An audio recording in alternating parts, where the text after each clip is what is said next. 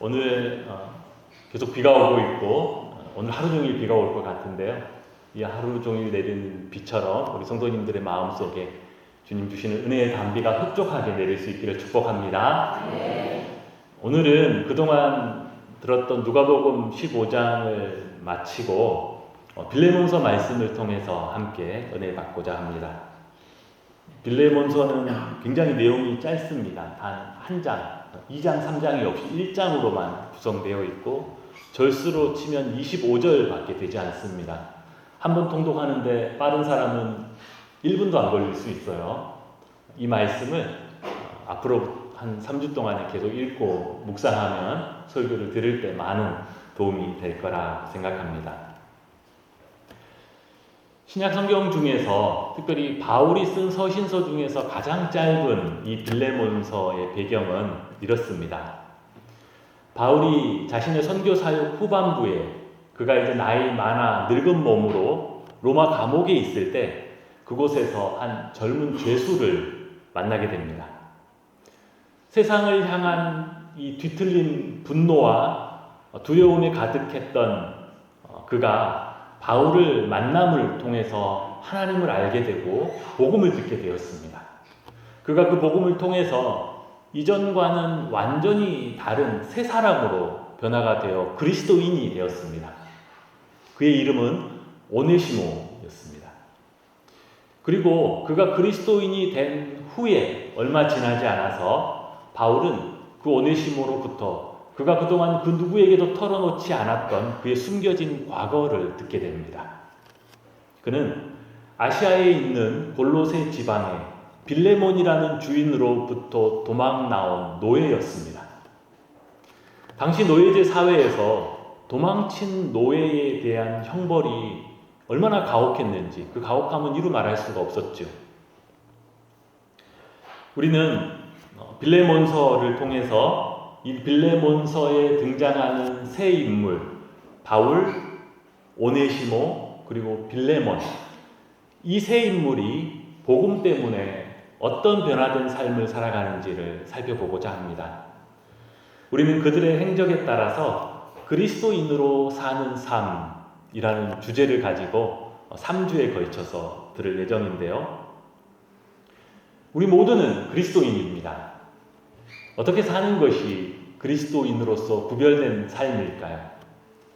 그리스도인으로서의 나의 삶과 저기 밖에서 그리스도인이 아닌 사람들과는 어떤 차이나 구별됨이 있을까요?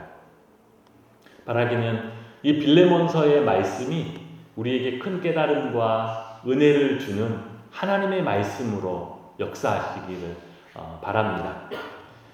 그리고 오늘 그 첫 번째 시간으로 그리스도인으로 사는 삶, 용서를 구하는 삶이라는 제목으로 말씀을 함께 듣겠습니다. 먼저 오늘은 빌레몬서에 등장하는 세 인물 중에 한 명인 이 오네시모, 도망친 노예였던 오네시모를 중심으로 본문 상황을 한번 재구성해 보겠습니다. 주인의 집에서 도망쳐 나왔던 노예가 심지어 주인의 집에서 상당한 재물을 훔쳐 도주했던 그가 지금 자기 발로 그 주인의 집으로 다시 돌아가고 있는 중입니다. 도망치다가 잡힌 노예가 주인의 분노 때문에 손발이 잘리거나 말할 수 없는 고문 끝에 목숨을 잃는 일들을 숱하게 보아왔던 그가 지금 자기 발로 돌아가고 있습니다. 그는 이전에는 비천한 노예였고 또 비루한 죄인이기도 했습니다. 그는 주인의 집에서 도망갈 것을 결심하고도 그냥 도망가지 않고 악한 마음에 몇 날 며칠 동안 주인의 집 구석구석을 살펴보면서 돈 될 만한 것을 훔쳐서 달아났습니다. 주인에게 상당한 재물의 피해를 입힌 것이죠. 그냥 도망치다 잡혀도 살아남기 힘들 텐데 주인의 집을 털어서 상당한 재물을 가지고 도망을 갔으니 그를 뒤쫓는 추노꾼들에게 잡히는 날에는 그 주인에게 그 어떤 자비도 아마 기대하기 힘들 것입니다. 이 도망친 노예 오네시모는 미친 듯이 도망하여서 최대한 자신의 신분을 숨길 수 있도록 되도록 사람이 많이 북적이는 도시를 찾았습니다. 왜냐하면 조그만 시골 마을에서는 자기 신분을 숨길 수 없기 때문이지요. 그의 목숨을 건 도주로 그는 결국 바다를 건너 머나먼 길, 그의 주인집 골로새에서 2000km나 떨어진 로마에까지 이르게 되었습니다. 그는 그곳에서 얼굴을 감추고 살 수도 있겠다라고 생각을 했습니다. 그러나 수중에 있는 돈이 금방 떨어지고 나니 도망자인 그가 할 수 있는 것은 아무것도 없었습니다. 더러운 옷과 굶주린 배를 움켜잡고 불황자와 같이 거리를 떠돌다가 그는 또다시 남의 집에 물건을 훔치다가 잡혀서 그곳 로마의 감옥에 갇히게 되었습니다. 그나마 다행인 것은 도둑으로 잡혀서 감옥에 가기는 했으나 아직 그가 도망친 노예인 것까지는 발각되지 않아서 그나마 목숨은 위태롭지 않은 상황이었습니다. 이 세상에 태어나면서부터 노예였다가 그 노예로 비참하게 사는 중에 이제는 죄수의 몸으로, 그리고 언제 자신의 지난 과거의 죄가 발각되어서 죽을지도 모르는 살아가는 그 오네시모에게 이 세상과 또 이 세상 사람들이라는 것이 어떻게 비추어졌을까요? 그가 보기 이 세상은 너무나 가혹한 곳이었고 너무나 두려운 곳이었습니다. 자신에게는 그 누구에게도 아무에게도 의탁하거나 의지할 곳도 없었어요. 자신의 삶에는 오직 행여나 감추어진 죄가 드러나지는 않을까, 드러나서 처벌을 받지는 않을까, 그것이 남아있었을 뿐이었죠. 어떤 소망이나 삶의 어떤 이유가 남아있지 않았습니다. 그러다가 그 감옥 안에서 오네시모는 늙은 바울을 만나게 되었습니다. 그리고 그로부터 하나님의 복음에 관한 이야기를 들었습니다. 온 세상을 만드신 하나님께서 누구보다 그를 잘 아신다는 이야기를 들었습니다. 그 하나님이 너를 주목하여 바라보시고 사랑하신다는 이야기를 들었습니다. 심지어 그분이 그의 모든 죄를 용서하기 위해서 독생자 예수 그리스도를 십자가에 못 박아 내어놓으셨다는 이야기를 들었습니다. 노예인 자기를 위해서 그런 일을 했다는 것이 정말 말도 안 된다라고 생각은 했지만 그 이야기를 들으면서 난생 처음 자기 마음이 뜨거워지는 것을 느끼고 자기 눈에 흐르는 눈물을 주체할 수가 없었습니다. 그는 그 은혜에 감격했고 별 볼 것도 없다라고 느꼈지만 자신의 삶의 주인으로 예수님을 모셔드렸습니다. 하나님의 성령이 그의 모든 생각과 마음을 바꾸시고 치료하기 시작했습니다. 그는 모든 마음의 무거운 짐을 내려놓고 세상에 대한 두려움과 원망까지도 다 벗어버리고 완전히 새 사람이 되었습니다. 하늘도 이전의 하늘이 아니고 풀과 나무도 이전과는 다 달라 보였습니다. 오네시모는 이렇게 변화된 이후에 하나님의 은혜와 구원을 경험한 이후에 세상 그 어떤 것에도 관심이 없었습니다. 다만 그가 하고 싶었던 것들은 이렇게 복음을 전하는 바울을 따라다니고 바울 곁에서 그를 돕고 그를 시종을 들면서 그의 일평생 보내는 것이 그의 꿈이었습니다. 그런데 바울은 그가 변화된 그리스도인으로 새 인생을 시작하기 위해서 반드시 거쳐야 하는 과정이 아직 남아있음을 알고 있었습니다. 그것은 그가 하나님 앞에서 죄 용서를 받고 은혜를 받은 것처럼 이제는 사람 앞에서도 빌레몬에게서도 용서를 받아야 한다는 것이었습니다. 당시 사회적인 정황만 보자면 도망친 노예를 다시 주인에게 돌려보낸다라는 것은 사실 그를 죽음으로 내모는 것과 똑같았습니다. 그러나 바울은 그의 주인 빌레몬이 자기의 기억을 더듬어 보니 자기가 에베소의 두란노 서원에서 가르칠 때 그도 복음을 듣고 그리스도인이 되었다라는 것을 알고 있었습니다. 그래서 오네시모를 그에게 되돌려 보내면서 그냥 보내지 않고 그의 친필 편지를 써서 오네시모의 손에 들려보내 주었습니다. 그때 오네시모가 들고 갔던 그 바울의 편지가 오늘 우리가 읽은 빌레몬서입니다.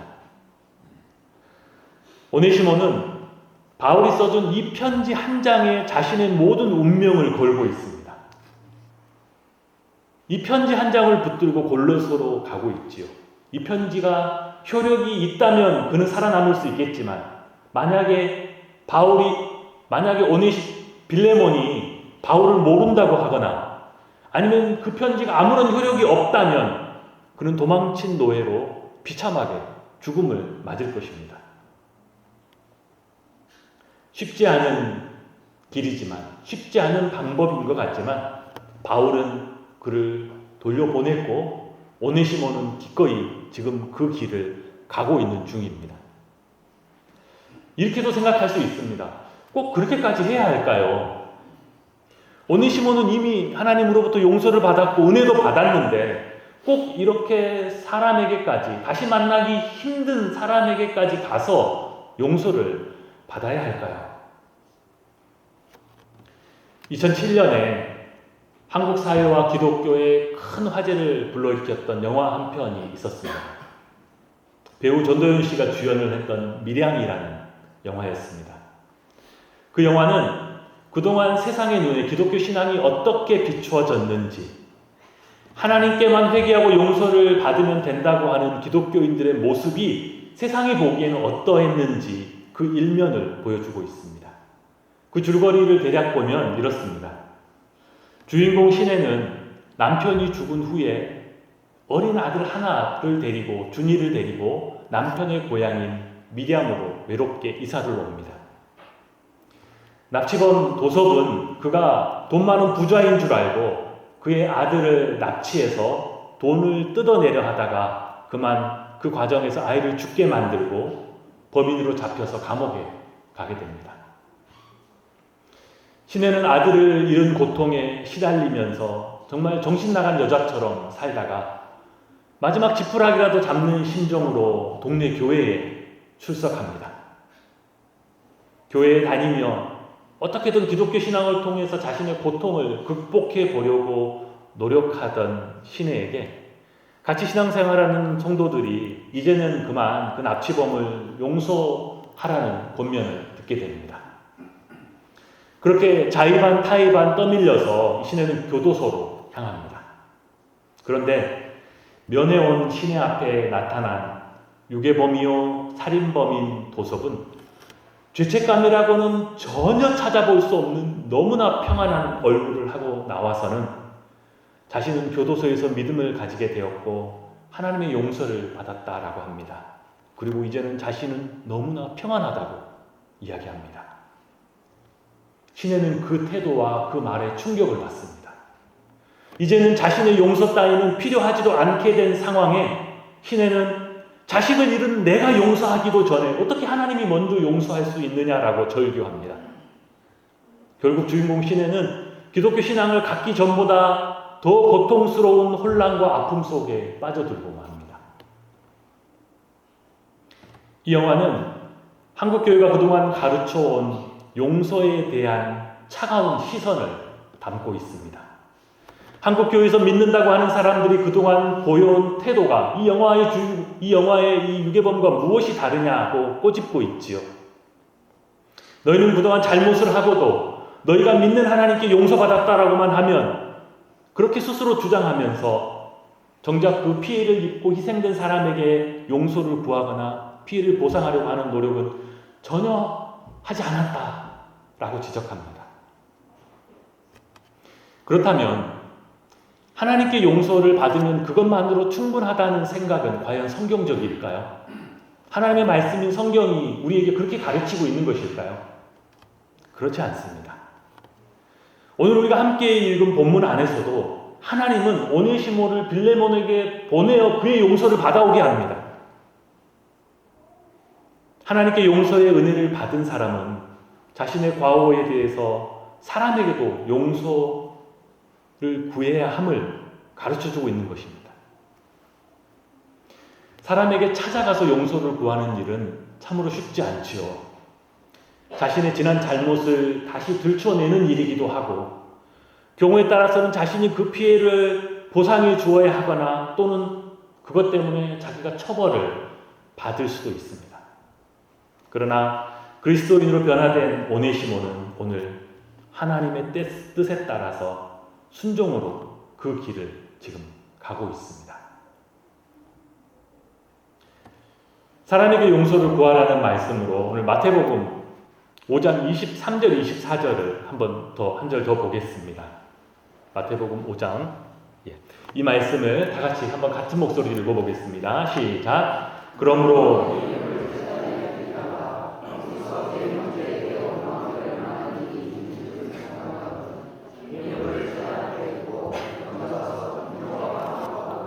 그 후에 와서 예물을 드리라. 이 말씀은 너희가 하나님이 받으실 만한 예배를 드리려거든 내 형제에게 먼저 가서 용서를 구하고 관계를 회복하라고 말씀하고 있습니다. 사람에게 용서를 구하지 않고 깨어진 관계를 그대로 방치한 사람은 결코 하나님이 받으실 만한 예배를 드릴 수 없음을 우리에게 가르치지요. 이 납치범 도섭이 자신이 정말 하나님으로부터 은혜를 받았다라면 그는 마땅히 온 힘을 다하여 신에게 찾아가 자신의 죄에 대한 용서를 구해야 했습니다. 그러나 그는 스스로 자기 종교적인 카타르시스에만 빠져서 혼자 하나님께 용서를 다 받았다라고 주장하고 피해자에게는 용서를 구해야 할 필요조차 느끼지 못하고 있었습니다. 하나님께 용서를 받았으니 사람에게는 용서를 구할 필요가 없다라는 그런 태도, 이웃과의 관계는 깨어져도 하나님과는 화목할 수 있다라는 그런 오해, 내가 어떤 삶을 살아가는지 내 삶의 모습과 내가 구원받고 천국 가는 것은 별개의 문제라는 이런 생각은 사실 초대 교회 때부터 이미 이단으로 정죄받았던 영지주의자들의 가르침이었습니다. 결코 성경이 하나님의 말씀이 우리 그리스도인들에게 가르치는 말씀이 아닙니다. 왜 하나님은 바울을 통해서 오네시모를 다시 빌레몬에게 보낸 것일까요?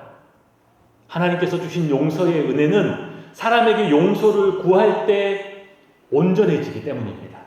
이 용서를 통해서 그 사람에게 진정한 자유와 회복의 은혜가 주어지기 때문이죠.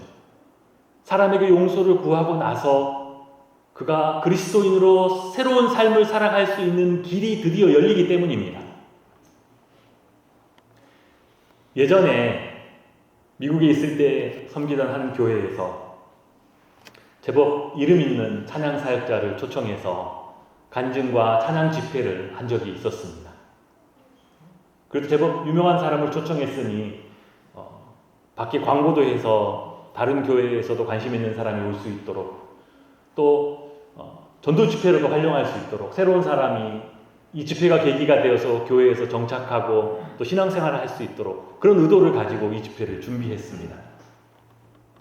집회가 진행되는 동안에 맨 앞자리에 앉아서 정말 크게 은혜 받는 사람이 있었습니다. 두 손 들고 찬양하고 얼마나 기뻐하고 좋아하든지 그 주최하는 입장에서 그렇게 은혜 받는 것이 참 감사했지요. 또 혹시나 저 사람이 우리 교회에 정착해서 좋은 일꾼이 되지 않을까 그런 기대도 있었습니다. 그런데 집회 중간에 교회 집사님 한 분이 어두운 얼굴을 하고 예배당 문을 열고 뒤로 나오셨습니다. 그러면서 하시는 말씀이 목사님 저기 저 앞에 있는 저 사람이 우리 학원에서 자기 딸 학원비 12달치 떼먹고 학원 끄는 사람입니다. 그런데 지금 저러고 있네요. 그분은 그날 교회에 와서 그 집사님을 대면하고도 약간 당황하긴 했지만 아무런 말도 하지 않고 돌아갔다고 합니다. 그분이 맨 앞자리에 앉아서 받았던 그 은혜가 진짜인지 가짜인지 그 진위를 우리는 알 수 없지요. 그러나 그분이 그 교회에 정착할 수 있었을까요? 정착한다 한들 그분이 제대로 된 일꾼으로 인정받을 수 있었을까요? 물론 이렇게 말할 수도 있죠. 다른 교회 가면 그만이죠. 교회가 어디 여기 한 군데밖에 없으니까. 그러나 여러분 다른 교회 가면 다른 하나님을 만나는 것입니까? 어떻게 그것이 참된 해결책이 될 수 있겠습니까?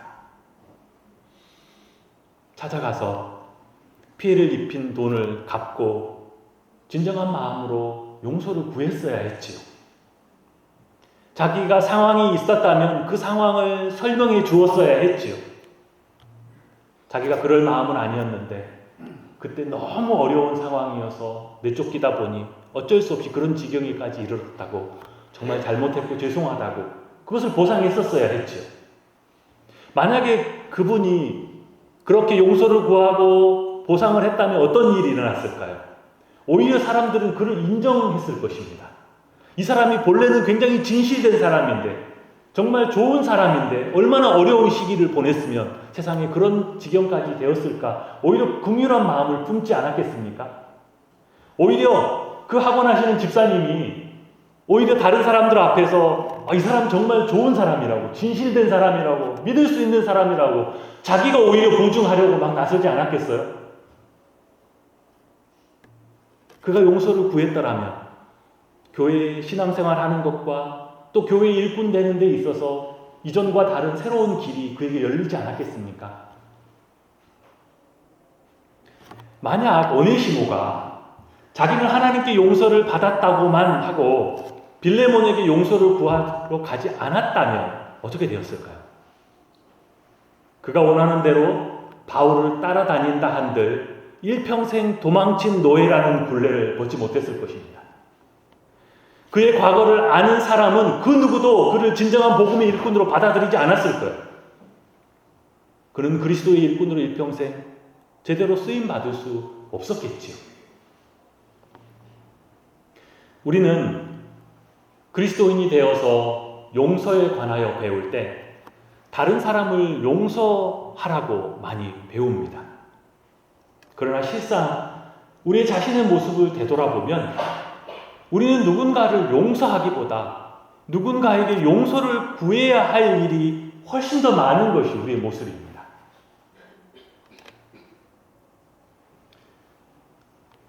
되돌아보니까 제가 올해가 결혼 20주년입니다.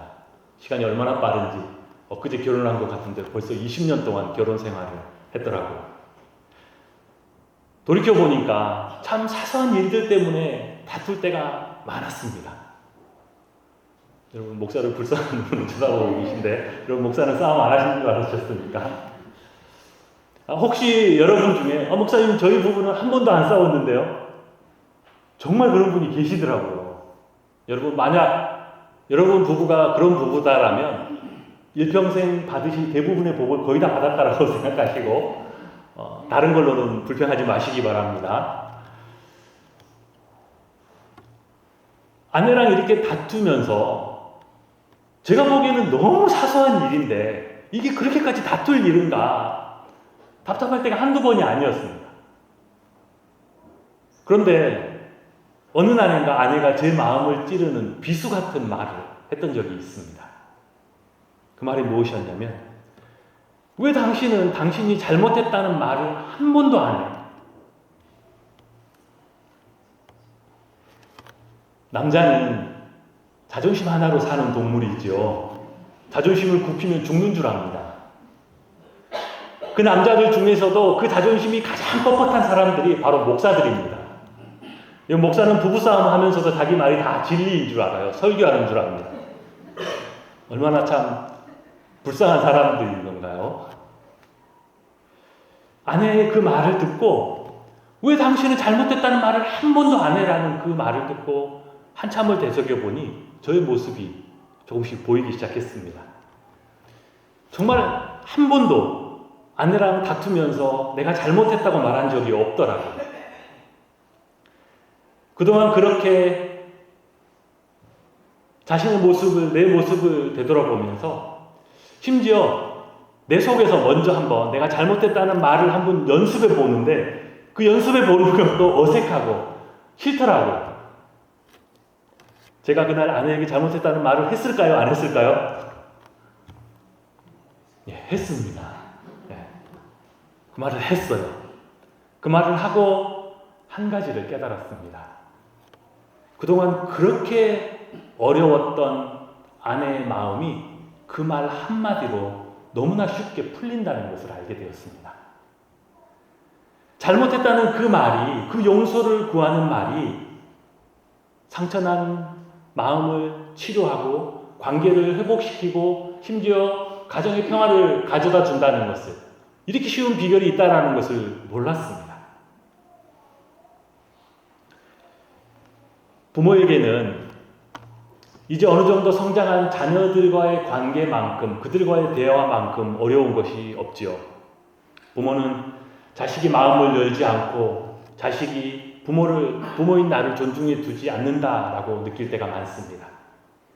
그러다가 어느 날 어떤 계기가 있어서는 자식을 붙들고서라도 자식에게 내가 원하는 말을 하고 자식이 무슨 생각인지 한번 들어보려고 합니다. 그런데 오히려 자식은 그동안 엄마 아빠가 얼마나 자기를 무시해왔고 또 얼마나 많은 상처를 받아왔는지를 막 쏟아냈는데 부모 입장에서는 정말 너무나 당황스럽지요. 혹시 우리가 아빠가 잘못했어, 엄마가 잘못했어, 그럴 마음이 아니었는데 엄마 아빠가 몰라서 의도치 않게 너에게 그런 상처를 주었구나 라고 용서를 구해야 했을 타이밍을 그동안 너무 많이 놓쳐버린 것은 아닌 건가요?